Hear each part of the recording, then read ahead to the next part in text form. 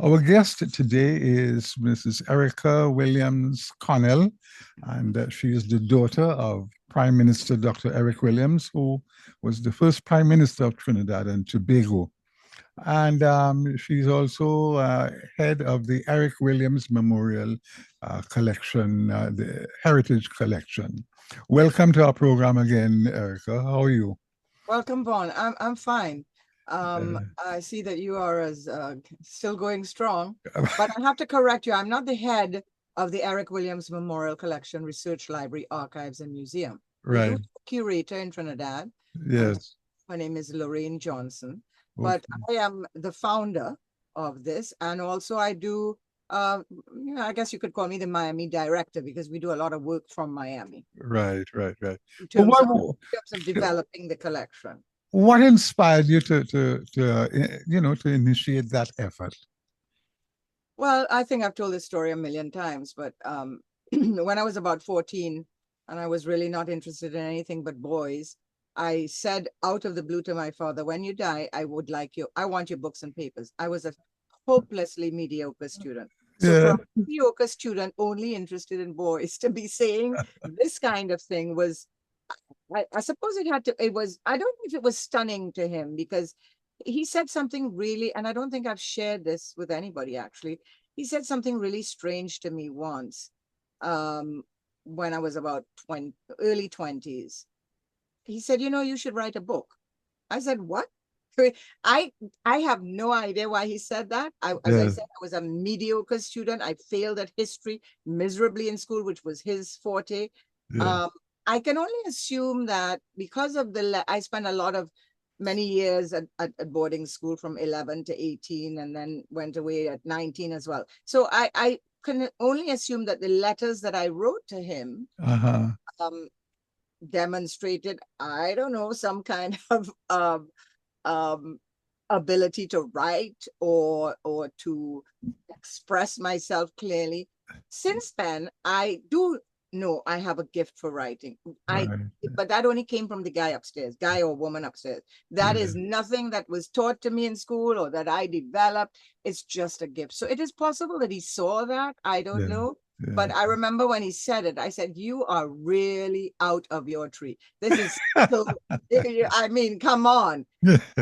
So from 14, I knew that I knew one, that it was critically important, Right. even though I was a mediocre student. I knew two, that I wanted it, but I didn't know what I was going to do with it. Right. I Right. knew that I wanted it because it was critically important. I didn't go through all of this. I didn't sort of follow it to its logical conclusion. Yeah. After he died, and he did leave me his books and papers, the question was what to do with them. I knew that no individual, I mean, it's 7,000 plus books, innumerable papers, and God knows, innumerable artifacts. So Yeah. I, what to do with them. No individual, I'm very firm about that. No individual can keep these items. It's Yeah. not right. It's not possible because you have to keep them in temperature and humidity control conditions. And you have to make them, if you believe in what your father did, which I do, Yeah. and I'm not saying he was perfect. Of course, he had flaws like all of us. If you believe in what he did, then you need to show people what he did. Yeah. Yeah. You need to make it accessible so that students, scholars, particularly scholars, can determine. Academia is not a cardboard cutout of how wonderful this man was and a peon to a hero and all that. It is the warts and the wonderful achievements of a person. So in academia, you have to give both sides. Yes. Yes. And in order to give both sides, you have to have it available and accessible Right. Right. Right. to Right. students. And I Yeah. remember when we did the dedication a couple of years ago of our new home at Knox Street, which is right opposite Woodford Square, and that in itself has a whole historical context. Yeah. They whoever organized the event, they're very good about that. I find they always bring high schoolers, and the high schoolers sort of at the end crowded away. We're having some drinks and refreshments, and they all of them to a man and woman, girl, came up to me and said, "Thank you for doing this. We didn't know."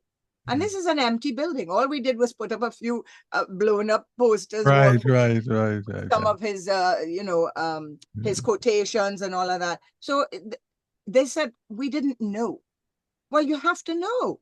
And in order for you to know, it has to be accessible. So right off the bat, I knew this was not something I could keep, even if I could physically. I don't have a space for it.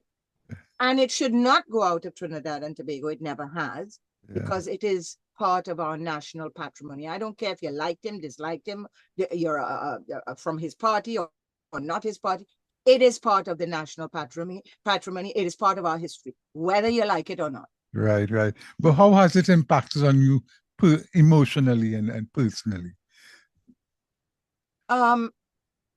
Well, certainly, when he died, I was 13.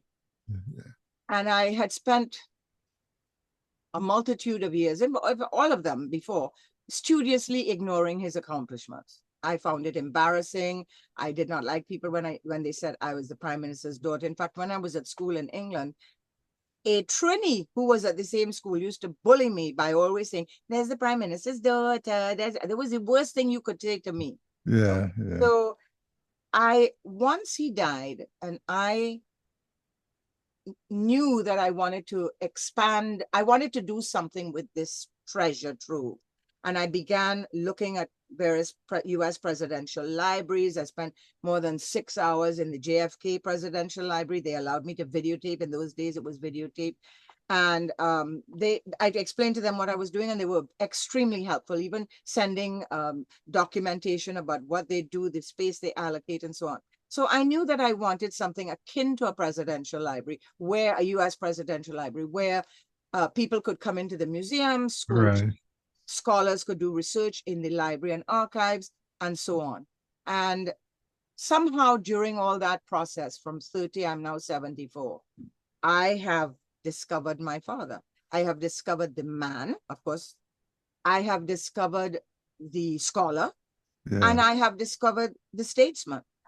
And honestly, as I said, he had flaws, absolutely.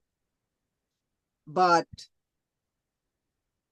I defy anyone to tell me one other single human being that's done as much for Trinidad and Tobago. As again, it's not about whether you like him or didn't like him or whatever. But over a quarter of a century, he has certainly made his mark, and it's a quarter of a century of service. Yeah. But beside calling him daddy, what was the most profound insight you discovered about him? During the process. What was the most profound? You mentioned a bit of it, of seeing him as a normal man, but yet not a normal man. Yeah, I realized from early o'clock, especially my teenage years, what a wise person he was. What a wise man. Was full of wisdom. If it came to boyfriends with me, I could talk to him about anything. I mean, mind you, when I was young, I was terrified of him. Seriously. You only had to say, I'm going to tell your father. And I was like a ramrod. But as I grew into teenage years, I think he did better with teenage years. And I could tell him anything. And he was so wise. And I saw that in his dealings with Trinidad and Tobago, in his dealings with the government, in the dealings with his country. And he had a fabulous sense of humor. Let me give you a little story, a little anecdote. Andrew Young, Jimmy Carter's US ambassador to the United Nations, came to visit Trinidad and Tobago in 1977. Right. My father had a very, very informal dinner at our home, the residence, very informal dinner for him. And there was some simmering conflict, which I don't know what it was, between the US and Trinidad and Tobago at the time. So Andrew Young, during the cocktails and so on before the dinner, he says to EW, well, we don't want to go to war about this. And EW said, no, Trinidad and Tobago might win. Again, you see that what did he do there? He showed he has a tremendous sense of humor, repartee, very quick Right. on the uptake. But the second thing that he is showing, and perhaps that is less obvious, is that, listen, big brother, you could do what you want and say what you want, but you can't dictate to Trinidad and Tobago. Just because we are small, don't get that impression. We could be small, but we have a mind, we have policies, we have standards. And that's basically what he's saying. Don't just think that because you are the world superpower then and now, that if we go to war, that you might win. We could win. And he never thought Trinidad and Tobago was too small to be part of the global nation, of the global, nations, and too small not to make its mark. But he did understand, of course, the ill-fated federation, that together as the Caribbean, we would have a larger voice in world affairs than each country separately. Right. So I think when you say what was this, I don't know if there was an aha moment. I think it's just been over the years. I've been doing this, trying to cement the EWMC into Trinidad and Tobago's psyche. Been doing this for 40 years. Wow. And I think there was, as I said, there's no aha moment, but during the progression of the 40 years, I have come to admire him incredibly. Right. A magazine once did a little, it's defunct now, a story. The whole magazine was about him, and the title was "Too Big to Be Small," and that is exactly what I think. I think of him. So it's been a progression of admiration. Yes, I get his flaws. I understood the flaws, both politically, he could be extremely arrogant, and personally, he had personal flaws, familial flaws that I know.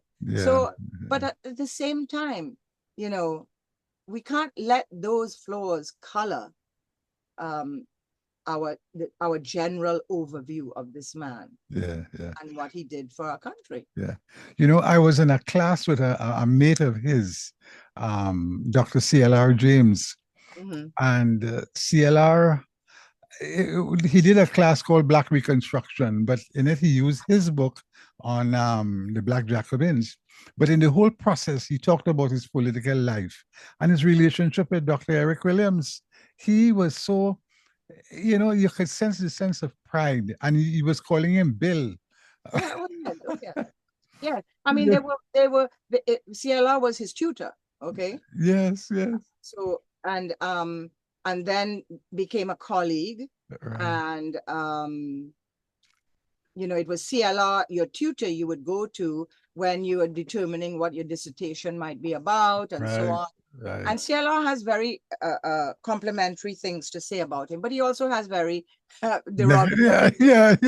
You can't, the thing is, you cannot take a committed Marxist and put him to, I think also, you can't, all right, let me finish that sentence. You cannot take a committed Marxist and put them together with a centrist and expect that relationship to thrive. Right.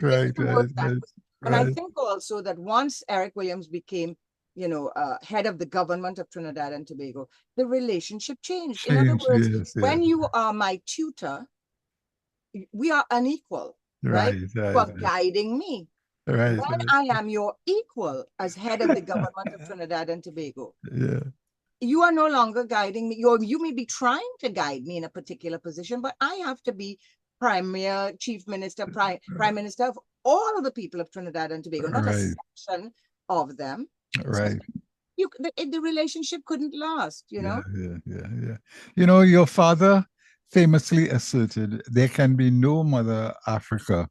The only mother we recognize is Mother Trinidad and Tobago. In today's context, how relevant do you believe that message remains in fostering unity in our country? Well, first of all, I have to correct you big time. He did not say there can be no Mother Africa. He said there can be no Mother Africa, no Mother India. Okay, right. Get that straight. I'm sorry, I missed that one. And then he went on with all the other, no Mother China, Syria, Lebanon, blah, blah, blah. Right.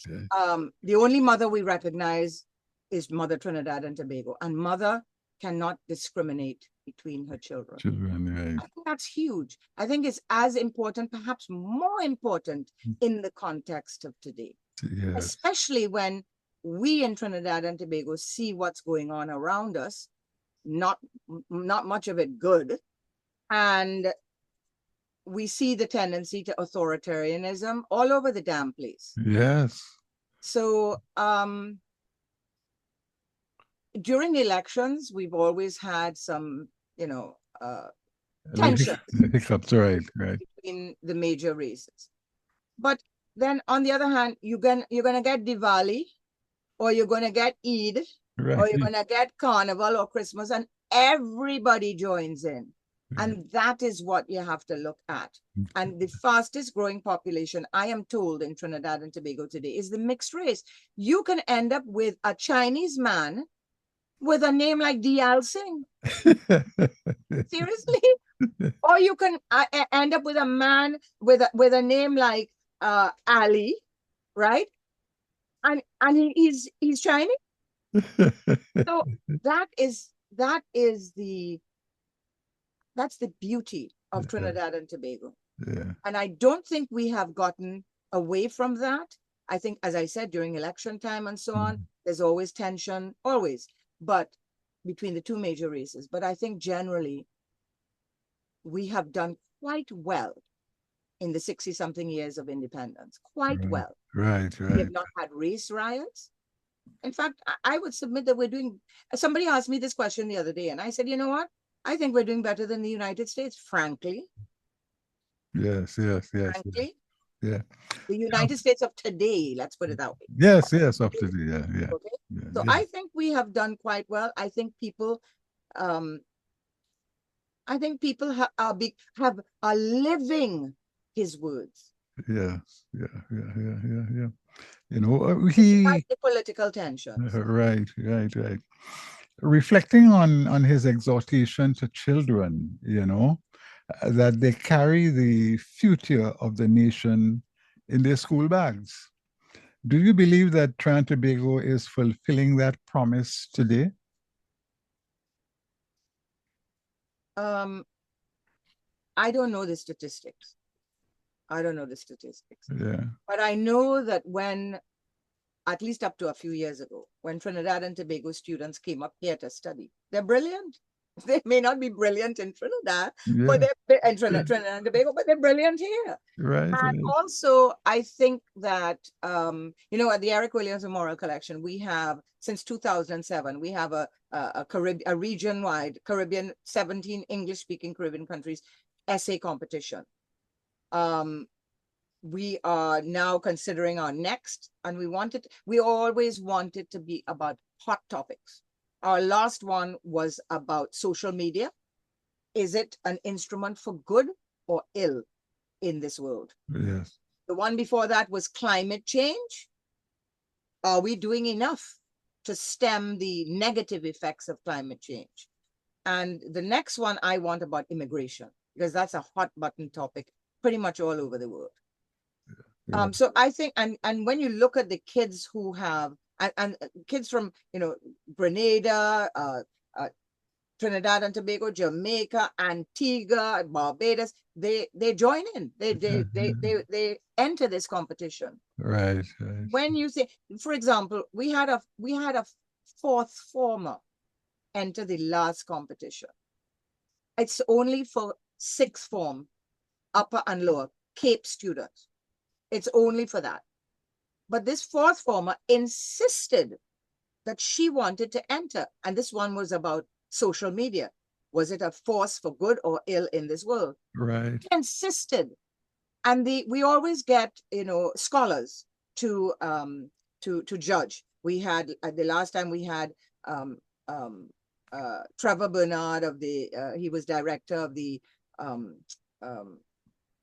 Wilberforce Institute at the University of Hull. We had another one from Johns Hopkins University. So we always get very sterling academics to judge, including our not old, I don't mean old by in age, our former and years long now head of the UE Department of History, Rita Pemberton. She and I are really kind of the go-getters behind it. And so the judges said, no, we can't let fourth formers in because, well, they didn't say that she couldn't, but they said, we're not judging it. We can't judge it like with the others. I agreed with that. But I said, Right. she has to have a consolation prize. Because that girl, I don't care how old she was, she had the initiative, the bold-facedness to say, I want to be involved. And guess what? Is this about social media now? Whether Yes. it's a force for ill or not. Yeah. Guess what her essay was called? A rose between two thorns. Wow. A rose between thorns, or a rose between two thorns. Whatever. That's what it was. And I thought this was fabulous because in one phrase she captured. Yeah. Yes, it can be good, and no, it is devastatingly bad. Right. So I think that, you know, that a lot of our children in Trinidad and Tobago are the same as anywhere else. Their heads buried in their phones. I have a 15-year-old granddaughter, and their heads buried in their phones and everything. Their playground now, their communication with each other is all through equipment. Right. Right? No more face-to-face or anything. And it is a struggle, and it is devastatingly negative for our children's health. Right. But I think that in Trinidad and Tobago, I mean, again, I tell you, I don't know the statistics, but it seems to me like we are doing. I mean, I hope we're not dumbing down the society. I hope that we're not, but I cannot really speak to that. Yeah. You or me. Right. So how do you see us continuing with in the face of global development? Yeah, I mean, you know, you see what's happening over here, and you know, are we? Well, I guess we will contend with it. I would imagine. How do you see us dealing with it? Well, we will have to, but I can tell you what we should not do, and we have to position ourselves economically so we can sustain the fallout. We should not give up our sovereignty.